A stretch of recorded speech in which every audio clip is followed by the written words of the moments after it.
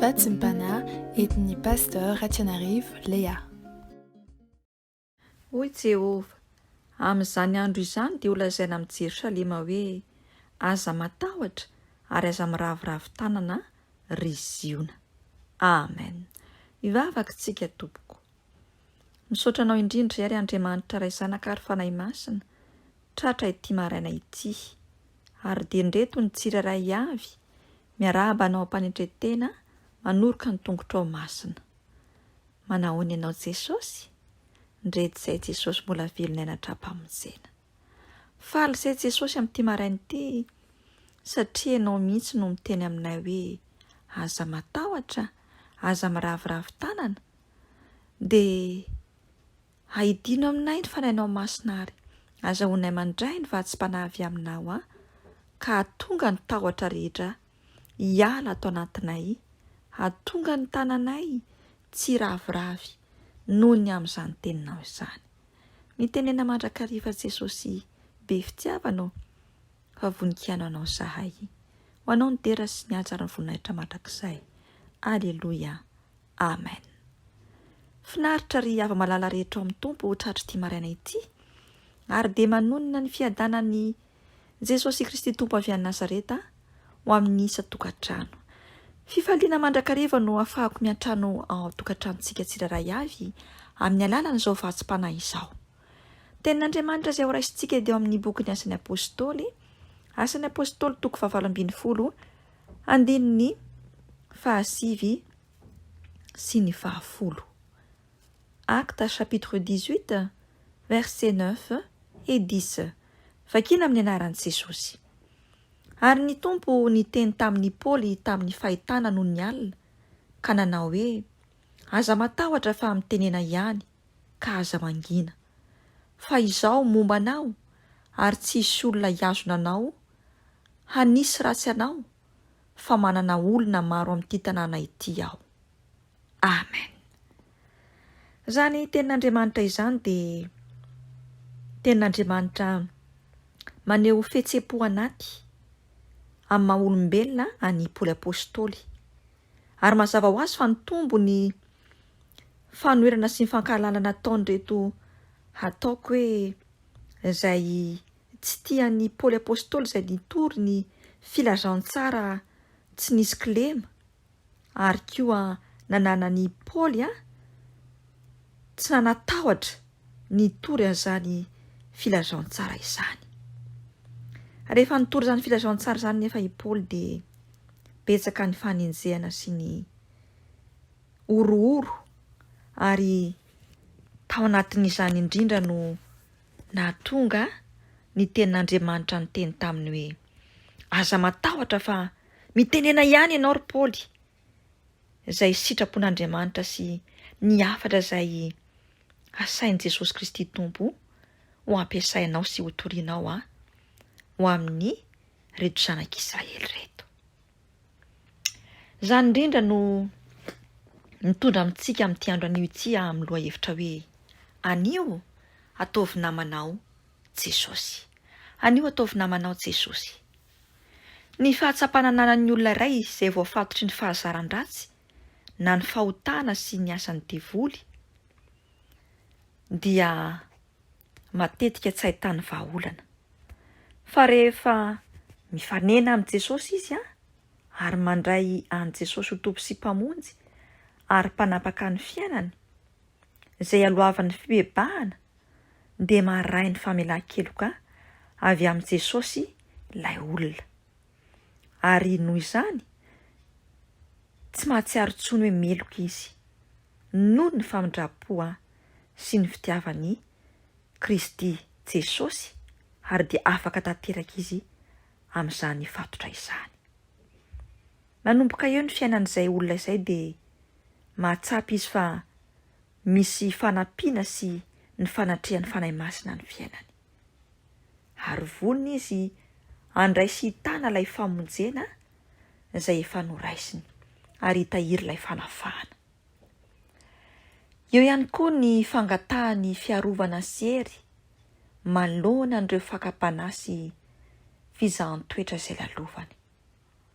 Izany indrindra no mahatonga antsika ibanjana ity lohateny ity hoe anio ataovy namanao Jesosy. Jesosy Kristy avy a Nazareta ry havako malala amin'ny Tompo no tena namana tsara indrindra eto amin'izao tontolo izao. Izy ilay Andriamanitra tonga nofo ary nonina sy te onona miaraka amintsika raha tiantsika. Izy ilay sakaiza tsy mahafoy amin'ny zavatra rehetra, tsy mba mamitaka na mandainga, fa vonona mandrakariva ny hamonjy sy omba antsika rehefa miantso sy mila vonjy aminy isika. Izy no manome hery sy tanjaka mba hahafahantsika miatrika ireo fahavalo sy izay tanisy ratsy atsika, satria izy no efa niteny hoe aza matahotra fa indro mombanao mandrakariva ambara-pahatonga ny fahataperan'izao tontolo izao. Vonina tanteraka izy ny ampahery sy omba antsika manoloana ireo zavatsarotra maro samihafa rehefa apetrakintsika eo ampelantanany ny zavatra rehetra. Kanefa kosa mila itsika tsirairay avy miaino ireo mpanompon'Andriamanitra tahaka ny Paoly apôstôly ary ireo mpanompon'Andriamanitra sy irany eo amintsika, ampahery atsika, hiandry atsika no mila henotsika ny afatra izay ampitondrain'i Jesosy an'izy ireny. Ary izay no nahatonga ny tomboko laza tamin'izao teny izao hoe ry apôstôly mpiandry ondrin'Andriamanitra, aza matahotra fa mitenena ihany fa aza mangina. Ao anatin'izany anefa dia mampianatra antsika zavatra maro Jesosy. Na ho antsika mpitondra ny havatr'Andriamanitra, na ho antsika apôstôliny, izy koa nefa dia miteny amintsika izay mitady ny fanafana sy ny famonjena mba hiainantsika sy hahitantsika ny fahefan'i Jesosy sy ny fahalehibiazany eo amin'ny lafim-piainantsika tsirairay avy. Tsy voatery ao anatin'ny zava-manahirana ihany vao atao namana Jesosy, fa indrindra koa ao anatin'ny zavatra mahafinaritra sy mahafaly. Jesosy Kristy dia mampiasa ireo kristiana sy ireo mpino marina ka manaradia azy, indrindra fa ny mpiandry ondriny eo amin'ny vala mba hampahery antsika ao anatin'ireny zavatsarotra ireny. Tadidio ry havana fa anisan'ny fanomezana sarobidy ho an'ny tena kristianina ny fananana fianakaviana ao amin'ny Tompo, ary indrindra ny fananana mpanompon'Andriamanitra nataon'Andriamanitra hampianatra antsika sy hampafantatra antsika ny sitrapon'i Jesosy Kristy Tompo. Tsy mba voavidy vola aman-karena izany, fa tena misy ireo mpanompon'Andriamanitra izay manan-karem-pahasoavana ara-panahy, ara-tsaina, ara-batana izay ampiasain'i Jesosy ilay nanome voalohany mba hatanteraka ny fandrosoanao ara-panahy ka mba hahatonga atsika tsirairay koa ho fitaovana eo ampelantanan'i Jesosy, hitarika ireo jentilisa mba hanapa-kevitra koa ka nao an'i Jesosy Kristy ho namany eo amin'ny fiainany. Tsarovy anefa fa ireo mpanompon'Andriamanitra izay ampiasain'i Jesosy mba hitaona ny olona nantona azy ka hanao sy hanohy ny asan'i Jesosy izay nitanterahany tetỳ tany no tena hiara-ny fankalana sy ireo tahotra maro samihafa manoloana ireo. Ary izany indrindra no lazain'i Paoly eto amin'ity toko 7:20 ity. Ry kristiana malala ao amin'ny Kristy Jesosy, anio ara ataovy namanao Jesosy. Atombohy eo amin'ny fibebanao izany, fialanao amin'ny ratsy rehetra, ny fandraisanao ny fanahy masina, ary atombohy ho namanao aloha ny mpanompon'Andriamanitra izay irahan'i Jesosy eo amin'ny saha sy ny vala izay misy anao raha tena tianao ny ho namany Jesosy Kristy Tompo. Dia ho tanteraka amintsika tokoa ny fomban'i Jesosy araka ny voalazany teo amin'ny andininy 10. Mivavaka isika tompo.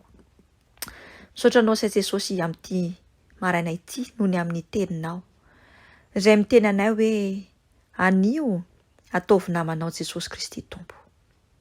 Maro tokoa ny Jesosy ny zavatra miseho amin'ny fiainanay zanak'olombelona, indrindra ho anay izay manara-dianao na milaza fa kristianina. Kanefa ny zavatra misy Jesosy dia mahatsiaro menatra zahay fa reny mpanomponao reny izay irahanao, ampahery anay, hitari-dalana anay, hampianatra anay, dia ankalanay, ataonay tsinitsinina, enjehanay, aratsianay, itenenanay teny maharary. Moa tsy tahaka nazo an'i Paoly apôstôly araka ny teny izay novinaka tato amin'ity boky ny Asana Apôstôly 12 ity. Jesosy io, mifony, mibebaka, mivalo mamindrafo satria vokatry ny tsy fitiavana daholo izany. Vokatry ny tsy famenonay ny fitiavanao aty anatin'ny fonay. Any Jesosy ka tsy manjaka aty anatinay ny fitiavanao. Mangataka aminao sasao amin'ilay ranao teo ambony hazo fijaliana izay Jesosy. Fa ataonay ahoana tokoa moa Jesosy ny anao namana, kanefa ny mpanomponao izay irahanao eo amin'ny saha izay nametrahanao anay ara tsy ataonay namana. Amboary izay tsiraray avy Jesosy.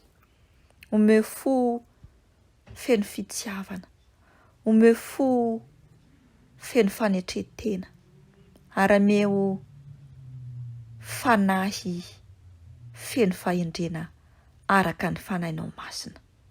Dia ho tanteraka aminay tokoa ny Jesosy ny teninao fa ho namanao zahay rehefa mandray sy tia ary manaiky andreny mpanomponao reny ho namanay koa. Jesosy malalo, tazolo mafy izay fa tsy mantananao. Dia aoka Jesosy ny fitiavanao, ny toetra ty anatin'ny fony tsiraray avy, hahafahanay Jesosy mitia sy mandray ho namana andreny mpanomponao reny ka tonga anay koa Jesosy ho namanao anio ampitso ary mandrakizay. Hoy Jesosy Kristy tompo, anaka atolory any fonao, anaka raiso ny fitiavako, anaka feno ny fitiavanao, ny saina, ny fanahy, ny fonao, ka hatonga anao ho tia, hatonga anao ho naman'ireo mpanompon'Andriamanitra eo amin'ny sazy izay andrahan'ny tompo anao voalohany indrindra, dia hatanteraka koa ny mahampinamana antsika. Anao kosa ary Jesosy Kristy tompo, ilay sakaisa tsy miova, ilay sakaisa tsy mba mamitaka, ny dera sy ny antsara voninahitra mandrakizay. Aleluia, amen.